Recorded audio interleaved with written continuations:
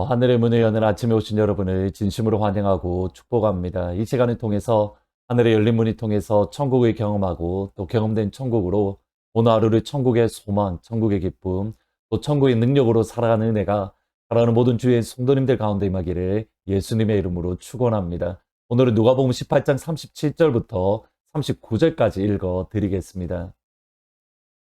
그들이 나사렛 예수께서 지나가신다 하니 맹인이 외쳐 이르되 다윗의 자손 예수여 나를 불쌍히 여기소서 하거늘 앞서가는 자들이 그를 꾸짖어 잠잠하라 하되 그가 더욱 크게 소리질러 다윗의 자손 예수여 나를 불쌍히 여기소서 하는지라. 아멘. 여리고 하면 여러분은 어떤 생각이 가장 먼저 떠오르십니까? 저 같은 경우에는 여리고 하면 여호수아가 여리고성을 무너뜨릴 때에 하루에 한 바퀴씩 7일째는 7바퀴 총 13바퀴를 돌므로 여리고성을 무너뜨렸던 그 사건이 기억이 납니다. 그런데 여리고 하면 그 이후에 여호수아가 여리고에 대한 예언의 말씀이 사실은 중요합니다. 여호수아 6장 26절에 보면 여호수아가 그때 맹세하게 하여 이르되 누구든지 일어나서 이 여리고성을 건축하는 자는 여호와 앞에 저주를 받을 것이라. 그 기초를 쌓을 때에 그의 맏아들이 이를 것이요 그 문을 세울 때에 그 막내 아들을 이르리라. 여호수아가 여리고를 무너뜨린 이후에 여리고성은 사실은 하나님의 진노, 하나님의 심판을 상징하는 도시가 되었습니다. 말 그대로 저주받은 도시였습니다. 그런데 이 상태로 무너진 채로 그대로 있다가 북이스라엘의 가장 악한 왕이었던 아합 때에 여리고를 다시 건축을 했는데 그때 여호수아의 예언대로 히엘이라는 사람이 맏아들을 잃고 그리고 막내 아들을 잇는 그러한 일들이 있었습니다.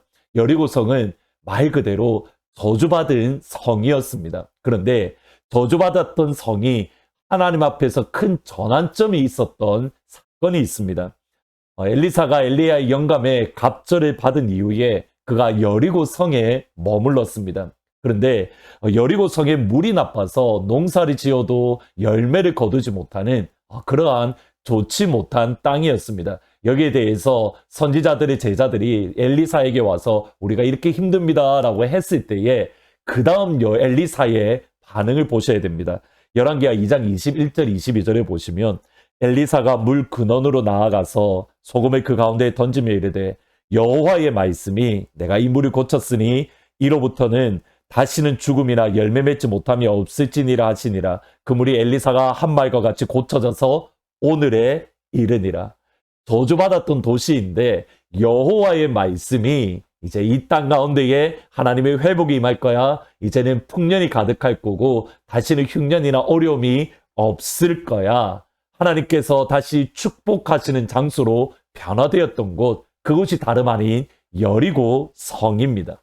오늘 읽으셨던 본문의 말씀은 마태, 마가, 누가복음 모두 다 나오는 바디메오의 눈을 뜨게 한 사건은 사실 중요한 사건 중에 하나입니다. 이 사건이 중요한 것은 사실은 누가복음 앞에 나와 있던 여러 가지 사건들, 가령 불의한 재판장과 과부의 이야기, 세리와 바리새인의 이야기, 어린아이 이야기, 부자 관원, 그리고 오늘 본문 속에 바로 앞부분에 나오는 예수님의 십자가를 전혀 깨닫지 못했던 제자들의 이 모습, 이 내용이 집약적으로 요약되어서 나오는 사건이 사실은 바디메오의 눈을 고쳐준 사건입니다. 아마 도표로 나올 건데 과부와 재판장에 있어서 세상에서 믿음을 보겠느냐? 바디메오의 사건에 내 믿음이 너를 구원하리라. 세리와 바리새인이 나를 불쌍히 여겨 주십시오 라고 이야기했던 것처럼 바디메오가 예수님 앞에 나아가 나를 불쌍히 여겨 주십시오. 어린아이들이 나아가는 것을 제자들이 꾸짖었던 것처럼 바디메오가 주님께 나아가는 것을 사람들이 꾸짖었고 부자 관원이 누가 구원을 얻을 수 있습니까? 라고 했던 그 질문에 바디메오에 향하여 예수님이 내 믿음이 너를 구원했다.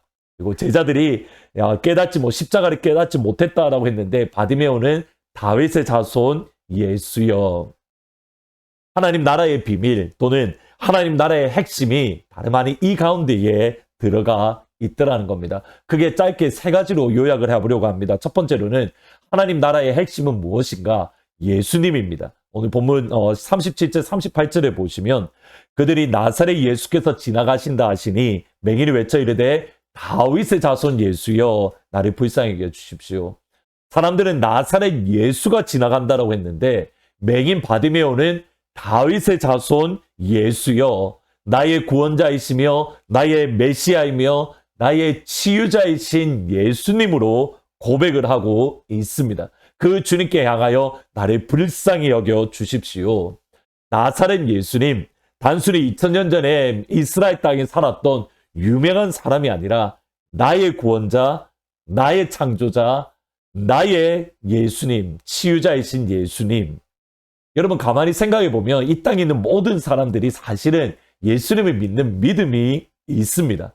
어떤 믿음인가? 2000년 전에 살아 계셨던 분으로 그가 좋은 말씀을 하셨던 것들 또는 무고하게 십자가에서 죽으신 예수님에 대한 믿음은 가지고 있습니다. 그러나 어떤 믿음이 없습니까? 나의 구원자는 아닙니다. 나의 하나님은 아닙니다. 나를 치유하는 나의 여호와 라파의 하나님은 아닙니다. 나와 함께 하시는 임마누엘의 하나님이 아니라는 겁니다. 예수님을 향한 바른 신앙 고백, 예수님을 향한 참된 믿음의 고백을 하는 것, 그것이 다름 아닌 하나님 나라에 있어서 중요한 핵심 중에 하나입니다. 두 번째로는 예수님을 향하여 바른 신앙 고백을 했다면 그 예수님을 향하여 나아가서 나를 불쌍히 여겨 주십시오. 나를 긍휼히 여겨 주십시오라고 간구해야 됩니다. 가만히 있으면 안 되는 겁니다. 예수님께 나아가 주님 내가 어렵습니다. 나를 긍휼히 여기시고 나를 불쌍히 여기시고 나를 치유해 주십시오. 하나님이신 예수님이 길을 가시는데 왜 바디메오가 있는 것을 못 보셨겠습니까? 그의 눈을 보지 못하는 상태인 거 왜 주님이 모르셨겠습니까? 그런데 주님께 나아가 나를 용서하시고 나를 긍휼히 여기시고 나를 불쌍히 여겨 주십시오. 하나님의 나라의 비밀은 주님께 나아가 간구하기를 원하는 것, 주님께 나아가 도움을 요청하고 주님의 은혜를 베풀어 달라고 간구하는 것, 이것이 하나님 나라의 두 번째 비밀입니다. 마지막으로 세 번째로 그 예수님을 향하여 나아갈 때에 항상 장애물이 있습니다. 다시 한번 이 표현을 들어보셔야 됩니다. 하나님이신 예수님 앞에 긍휼을 구하러 나갈 때에 항상 장애물이 있습니다. 예수님께 나아갈 때 예수님을 따르던 무리들이 그를 꾸짖었습니다.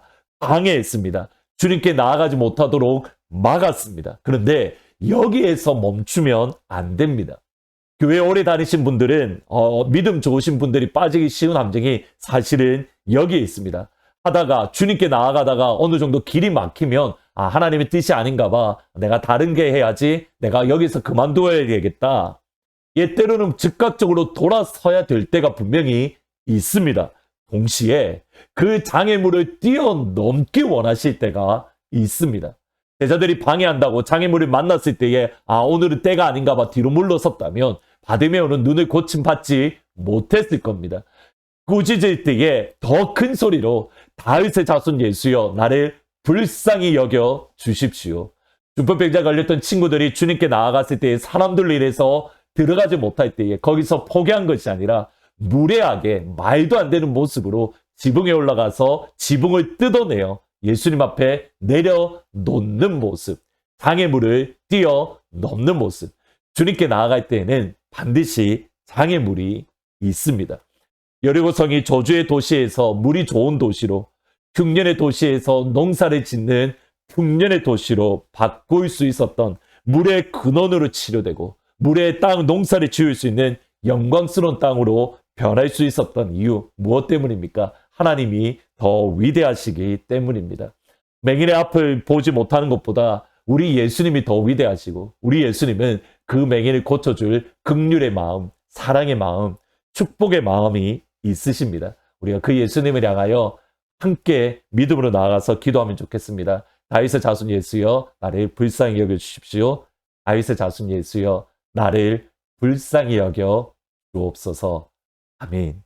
오늘 말씀을 생각하면서 우리의 가지고 있는 모든 문제보다 더 위대하신 하나님, 더 위대하신 예수님을 같이 찬양하며 주님 나를 불쌍히 여겨달라고 기도하면 좋을 것 같습니다. 천지에 있는 이름 중 귀하고 높은 이름, 주 나시기 전 지으신 구주의 이름 예수. 주 앞에 내가 엎드려 그 이름 찬송하면 내 귀에 들리 말씀 중 귀하신 이름 예수. 지금도 살아 계셔서 언제나 하시는 일, 나 같은 죄인 부르사 참 소망 주시도다. 주 앞에 내가 엎드려 그 이름 찬송하며 내 귀에 들리 말씀 중 귀하신 이름 예수. 아멘. 기도하시겠습니다. 하나님 나라의 비밀은 나의 구원자, 나의 창조자, 나의 치료자이신 예수님, 그 예수님 앞에 나아가 긍휼을 구하며 위로를 구하며 용서를 구하되 장애물을 뛰어넘더라도 넘으면서 주님께 나아가기 원하는 것이 하나님 나라의 비밀임을 저희들 오늘 잠시 생각해 보았습니다. 하나님, 우리의 모든 아픔들, 고민들보다 더 뛰어나신, 더 위대하신 예수님께 나아가 다윗의 자손 예수여 나를 긍휼히 여겨 주십시오.